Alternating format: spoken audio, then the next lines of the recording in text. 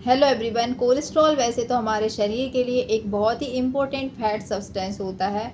Cholesterol हमारे शरीर में सेल्स के स्ट्रक्चर को फॉर्म करने में हेल्प करता है, हार्मोन्स को बनाने में मदद करता है, स्पेशली टेस्टोस्टेरोन, ईस्ट्रोजन हार्मोन्स को और कॉर्टिकल हार्मोन्स को बनाने का ये काम करता है। इसके अलावा विटामिन डी के सिंथेसिस में, स्किन में इसके प्रेजेंट में विटामिन डी सिंथेसाइज होता है, उसमें ये हेल्प करता है। तो इस तरह से इसका रोल जो है हमारे शरीर के लिए बहुत ही इम्पोर्टेंट होता है। साथ ही ये बाइल जूस के साथ मिलकर, जो बाइल होता है हमारे लिवर के पास, जो बाइल एक्सट्रैक्ट के साथ मिलकर ये फैट के डाइजेशन में भी हेल्पफुल होता है।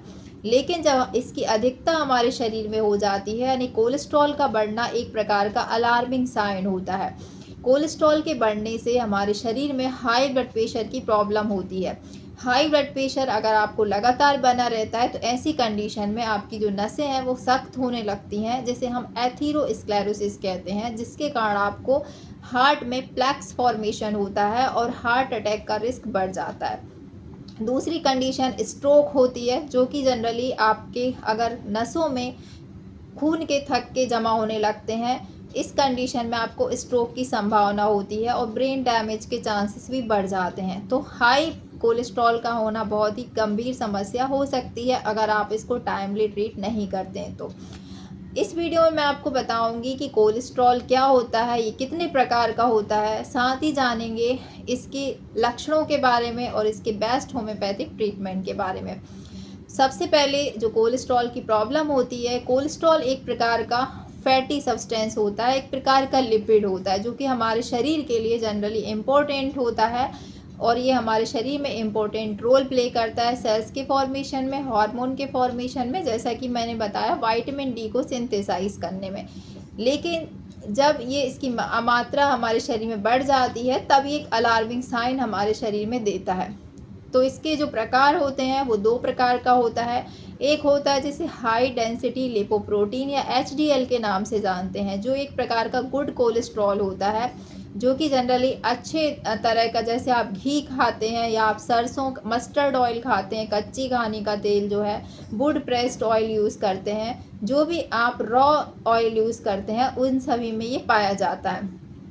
जो बैड कोलेस्ट्रॉल होता है वो हमारे शरीर में जब बढ़ता है जब आप ट्रांस फैट्स का ज़्यादा यूज़ करते हैं, यानी आप तली भुनी चीज़ें बहुत ज़्यादा खाते हैं, जैसे आप फ्राइड फूड खा रहे हैं, जंक फूड खा रहे हैं, फ्रेंच फ्राइज़ खा रहे हैं आप, या फिर आप जो है ट्रांस फैट्स जैसे कि बाहर से बनी हुए जो आलू बड़े होते हैं, समोसे, कचौरी या मैदे से बनी हुई चीज़ों का आप ज़्यादा इस्तेमाल कर रहे हैं, तब आपके शरीर में जनरली जो है ट्रांस फैट बढ़ने के कारण बैड कोलेस्ट्रॉल्स बढ़ते हैं। ट्राइग्लिसराइड जो होता है वो भी एक प्रकार का जो है वो बैड कोलेस्ट्रॉल होता है। ये भी एक प्रकार का बैड फैट होता है जो आपके शरीर में जमा होता है, जिससे कि आपको खतरा होता है। तो इस प्रकार से जो कोलेस्ट्रॉल होते हैं वो दो प्रकार के होते हैं। अगर आप अपने शरीर में हाई डेंसिटी लिपोप्रोटीन, जिसे एचडीएल या गुड कोलेस्ट्रॉल कहते हैं, उसको आप बढ़ाते हैं तो आपके शरीर में बैड कोलेस्ट्रॉल का रिस्क काफ़ी हद तक कम हो जाता है। यानी अगर आप नियमित रूप से अच्छी तरह का घी या तेल यूज़ करते हैं तो आप हाई बैड जो कोलेस्ट्रॉल है उसके रिस्क को कम कर सकते हैं। अब ये होता है क्यों है आपको जो कोलेस्ट्रॉल की प्रॉब्लम, एक तो खाने की ख़राब आदतों के कारण होती है। दूसरा, अगर आप एक्सरसाइज बिल्कुल भी नहीं करते हैं, आप कंटिन्यूस, आपका ऐसा कोई जॉब प्रोफाइल है या फिर ऐसा काम है कि आपको घंटों बैठकर काम करना रहता है, जिसमें आपकी फ़िज़िकल एक्टिविटी बिल्कुल भी नहीं होती, तो इससे भी आपको कोलेस्ट्रॉल बढ़ने का रिस्क बढ़ जाता है।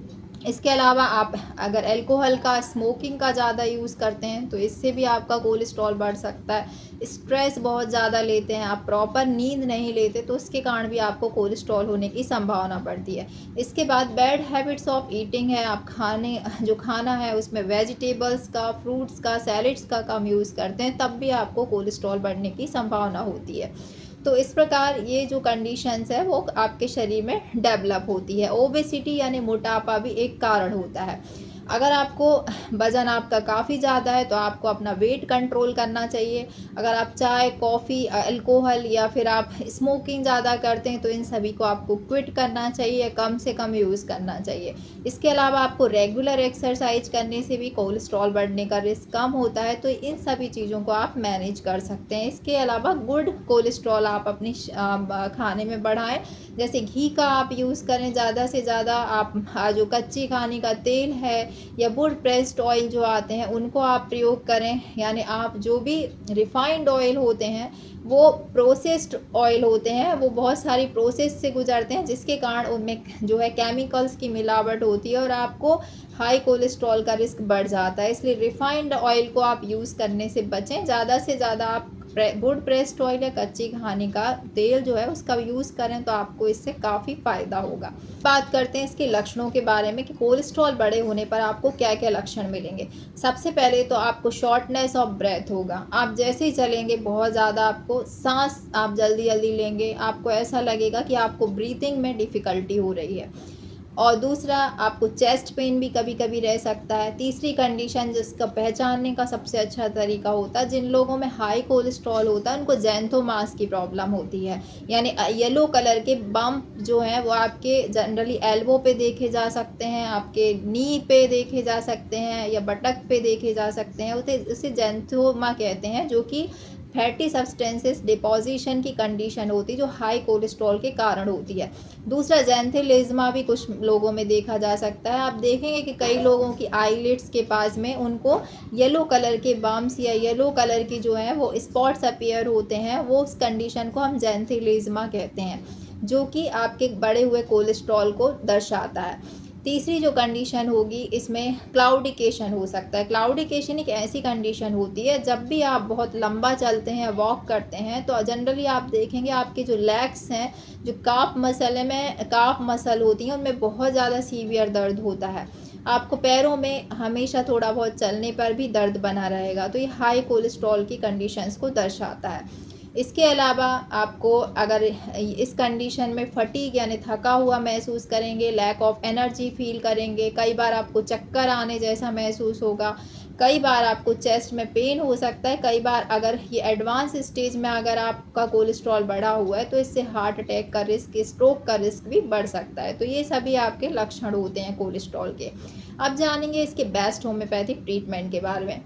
जनरली जो होम्योपैथी में काफ़ी इफ़ेक्टिव मेडिसिन है जो कि मैं जनरली यूज़ करती हूँ, वो मैं आपको यहाँ पर बता रही हूँ, जिसको आप 1.5 से 2 महीने लगातार लेंगे तो आप देखेंगे अपना पहले का कोलेस्ट्रॉल आप चेक करा के अपनी रिपोर्ट लें और आप इस मेडिसिन को 1.5 से 2 महीने लेने के बाद आप अपनी रिपोर्ट कराएं, आप देखेंगे आपको काफ़ी अंतर मिलेगा।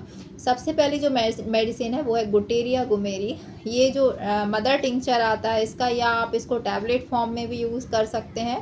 टैबलेट फॉर्म में 1x में आती है और मदर टिंचर जो है आपको जो है अवेलेबल होता है, ये आपको जो है लिक्विड फॉर्म में मिलेगा। इसको आपको 15-15 बूंद सुबह, दोपहर, शाम दिन में 3 बार हाफ कप नॉर्मल पानी के साथ मिक्स करके यूज़ करना है। इस प्रकार दिन में 3 बार आप 1.5 से 2 महीने इस दवा का प्रयोग करें। दूसरी जो होम्योपैथिक मेडिसिन है जो कि कोलेस्ट्रॉल को कम करने में हेल्पफुल होती है वो है एलियम सटाइवा का mother tincture. Allium sativa mother tincture जो है लहसुन से बनी हुई एक दवा होती है और लहसुन जैसा कि हम जानते हैं खून को पतला करने का काम करता है, साथ ही साथ बॉडी में बैड कोलेस्ट्रॉल को भी रिड्यूस करने में हेल्पफुल होता है। तो आप एलियम सटाइवम जो मदर टिंचर है उसको भी आप 20-20 ड्रॉप दिन में 2 बार हाफ कप नॉर्मल पानी के साथ मिक्स करके लें। इस तरीके से आप इन 2 दवाओं का प्रयोग करें। आप देखेंगे कि 1 से 1.5 महीने में ही आपकी जो कोलेस्ट्रॉल की प्रॉब्लम है धीरे धीरे नॉर्मलाइज हो जाएगी।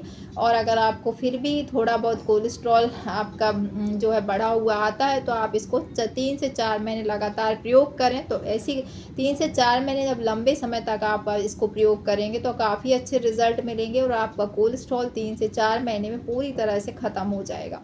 तो इस तरह की जो आपकी समस्या है वो इन दोनों दवाओं के द्वारा, कोलेस्ट्रॉल की जो प्रॉब्लम है बढ़े हुए कोलेस्ट्रॉल की, वो 3 से 4 महीने में पूरी तरह से क्योर हो सकती है। मुझे उम्मीद है दोस्तों आज का वीडियो आपको ज़रूर पसंद आया होगा। वीडियो अगर पसंद आए तो वीडियो को लाइक शेयर करना ना भूलें। चैनल पर नए हैं तो इसी तरह के और वीडियो के अपडेट्स के लिए चैनल को सब्सक्राइब जरूर कर लें। मिलते हैं नेक्स्ट वीडियो में इसी तरह के और इन्फॉर्मेटिव वीडियोज़ के साथ। तब तक के लिए bye bye. Thanks for watching.